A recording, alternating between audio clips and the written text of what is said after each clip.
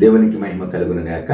నేటి వాగ్దానంతో మీ ముందుకు రావడానికి ప్రభు సహాయం చేస్తున్నట్లుగా జకరియా గ్రంథం 3వ అధ్యాయం 4వ వచనం. నీ దోషమును పరిహరించి ప్రశస్తమైన వస్త్రములతో నిన్ను అలంకరించుచున్నాను. అవును పిల్లరా, దేవుడు మన జీవితాలలో ఉన్నటువంటి ప్రతి విధమైనటువంటి దోషాన్ని పరిహరించే దేవుడు. నేటి దినాన్న నీ ఆధ్యాత్మిక విశ్వాసపు జీవితంలో ఏ లోపాలతో అయితే నీవు ఉన్నావో, ఏ అతిక్రమాలతో అయితే నీవు ఉన్నావో, వాటన్నిటిని కూడా పరిహరించగలిగినటువంటి దేవుడు మన దేవుడు పిల్లరా. ఆయన స్వరక్తం ఇచ్చి సంపాదించుకున్న ఆయన పిల్లలమైనటువంటి మన మీద ఆయన కృపను చూపులేరా మన లోపములన్నిటినీ కూడా సరిదిద్ది మనలను పరిశుద్ధులుగాను పవిత్రులుగాను చేయటానికి ఆయన ఇష్టపడుతూ, మరి ముఖ్యంగా పిల్లరా ప్రశస్తమైనటువంటి వస్త్రాలతో మనల్ని అలంకరించేటువంటి దేవుడిగా తను తాను రుజువుపరుచుకుంటూ ఉన్నారు. ఏ మడ్డి, ఏ మకిలి, ఏ విధమైనటువంటి పిల్లరా భయంకరమైనటువంటి చెడు మన మీద ఉందో దాని అంతటిని కూడా తొలగించి పిల్లరా పరిశుద్ధమైన జీవితంతో మనలను నింపటానికి ఆయన ఇష్టపడుతున్నాడు. అట్టి కృప నేటి దినాన్ని నీకు నాకు మనకు అందరికీ అనుగ్రహించి